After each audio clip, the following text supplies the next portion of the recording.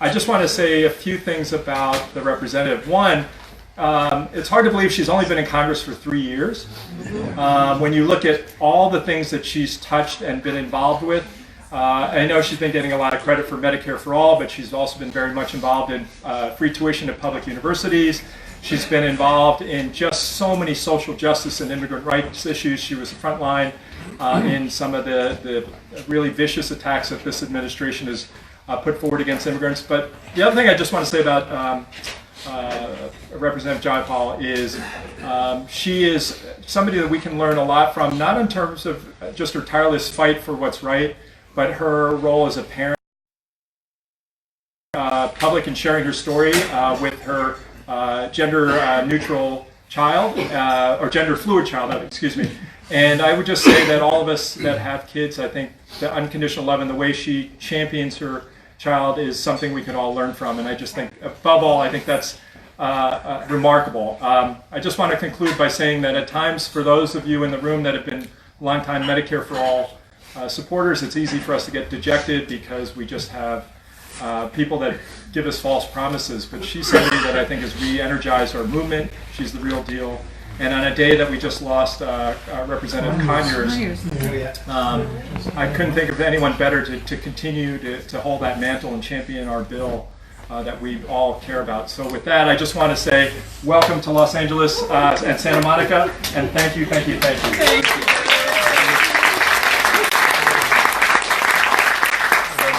I've been an admirer of Paul's from afar, but I got to see you on stage today, and that was just phenomenal. So I'm really hoping that we get to take this show on the road, and that you'll agree and do this because, and I mean this sincerely, I've been doing these around the country in different districts, and this was by far the best because of the depth of the presentation and the way in which, and Cara, thank you, the way in which you presented the information today. So I'm a huge fan of yours and Lisa's, and thank you so much for hosting us here. And I know there were a lot of other co-hosts as well, and so I don't have all of your names written down here, but just know I'm very, very grateful for your support. And I am thrilled to be here. I'll give you just a little 2 minutes on who I am and why I'm doing this, which sometimes I wonder myself, but then I'm reminded of exactly what is the purpose in front of us here. And a lot of it has to do with love and generosity instead of, abundance and generosity instead of scarcity and fear. I was born in India, and I came to the United States when I was 16 years old by myself. My parents had about $5,000 in their bank account, and they used all of it to send me here because they felt like this was a place I was going to get the best education and have the most opportunity. And I really thought about, or maybe they did, that I was probably never going to come back. And so we have grown up on different continents. But that separation and that loss has made me that much more acutely aware of what my responsibility is to pay it forward and to really take this opportunity and do everything I can with it. And so that's been my theory in life. You know, much to my father's chagrin, he wanted me to be a doctor, a lawyer, or an engineer. And my sophomore year of college, I actually used we didn't have any money, so I got one phone call home a year. There wasn't anything like Skype. Paul and I just found out are 3 months apart in our birthdays. But back then, there wasn't any Skype, and so I used my one phone call from my dorm, corded phone to call my dad and tell him I was going to be an English literature major instead of an economics major. And then I had to hold the phone away from my dad. He screamed at me and said, "I didn't send you to the United States to know how to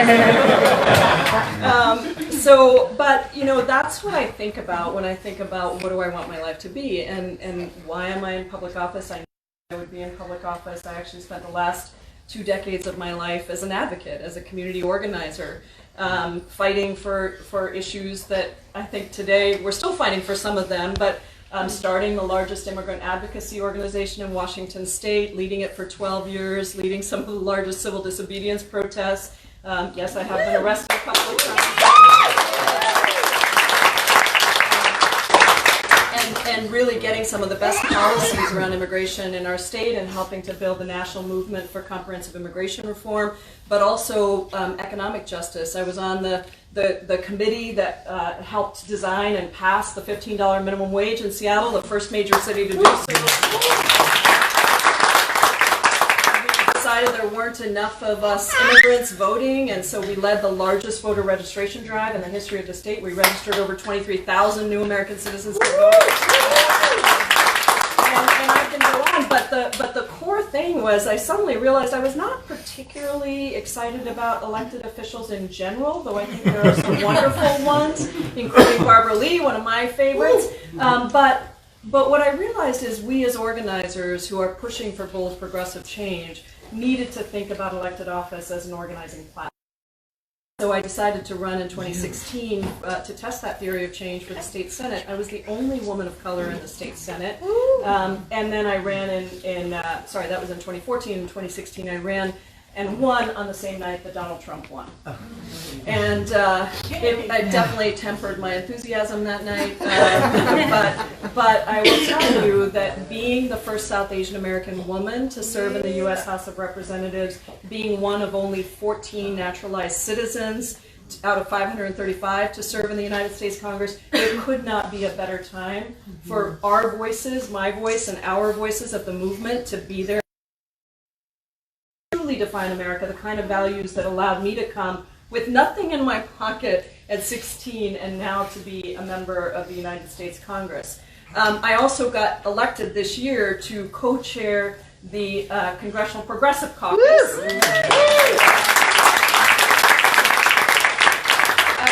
I've taken to recently saying that progressives are just those of us who come to the best, most just, most equitable ideas first. And if you think about the $15 minimum wage, when we were trying to fight for that, when the fast food workers walked off, McDonald's workers walked off the job in New York City, everyone thought that was crazy. Oh my God, so crazy. And so many of you understand this because you have been fighting for Medicare for All. I think about the work that Paul's been doing, NNU, I know Sal Roselli is here. You know, all of this work that people have been doing for decades to really set up an equitable, just, universal system of healthcare. And so it's an honor for me to think about the movement differently inside Congress. There isn't really an inside, and I think there shouldn't be an inside and outside in some ways. We're trying to change the definition of what that is and to bring movement, politics, and organizing to the inside of Congress. Think about our opportunities as being how do we build the kind of movement that is going to get us justice. So that is how I see Medicare for All, and I got to have the honor of stepping in as the lead sponsor of Medicare for All. We introduced the Expanded and Improved Medicare Act of 2019 on February 27th, 2019, and it has been amazing. I know that it feels rough out there with some of the things that we're fighting, and it has, but let's just think for a moment about our victories, because we are remarkably bad at thinking about victories and celebrating them and understanding the movements that helped us to get there. We always want to get to the end goal, right? But think about this. We have over half of the Democratic caucus now supporting Medicare for All. We have the largest coalition of labor unions ever, 32 labor unions supporting Medicare for All.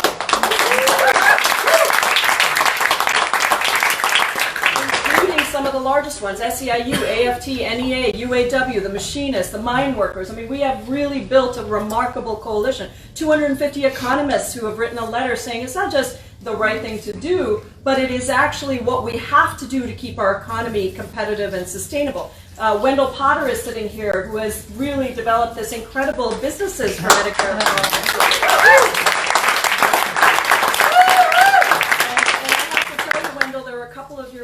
At the Progressive Caucus Summit that we just had with 500 of the most incredible activists from around the country.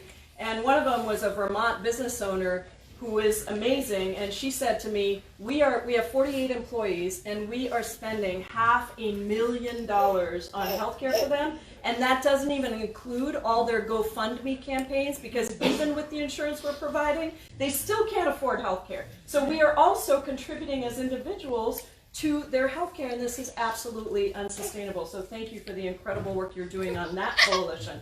And then we have everybody else around the country, 70% of the country, who believes this is the right thing to do. It is hard, but no great thing we have ever done in this country, not ending legalized slavery, not getting women the right to vote, not sending a man to the moon. You can come up with anything that you really value today in your life. None of those things came easily. They didn't come without a struggle, and they didn't come without a grassroots movement. So my goal is really to do that work, to make sure that we are building not only the right policies, and we spent a long time, 6 months, crafting this bill with NNU, with PNHP, with some of our grassroots racial justice. I forgot to mention we have the largest racial justice coalition supporting Medicare for All this time around. We got the NAACP on board, a number of the really fantastic racial justice groups, because this is a racial justice issue. Guess who is left out the most? And of course, I can't forget the Women's Coalition that's been on board with Medicare for All, because yes, in this version of Medicare for All, we do repeal the high.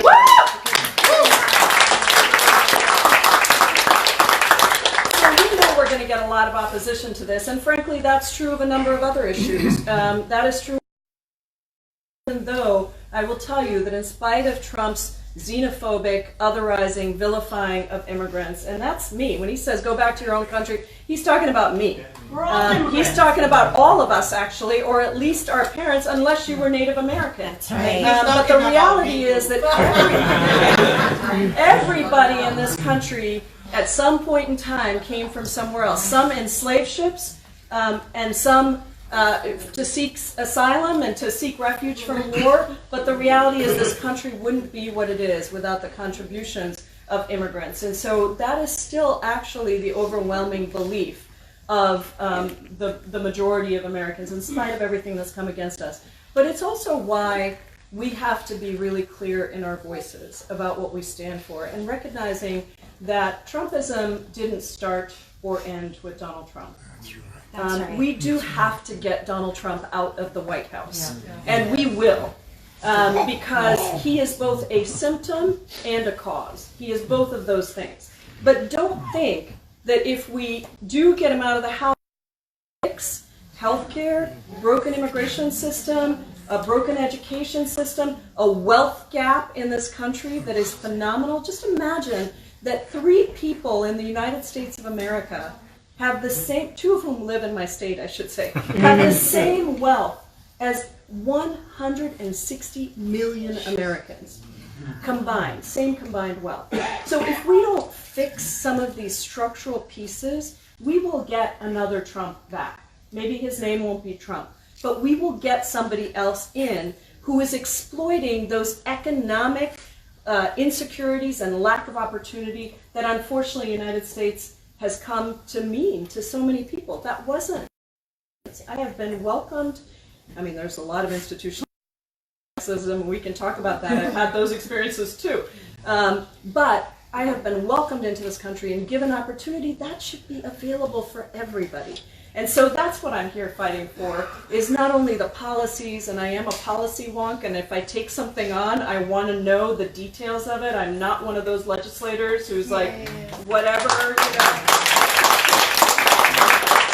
I get this healthcare system, and I learn every day from people who are in it more and more and more. But this debate is not just a policy debate. It is about politics. I take no corporate contributions. Because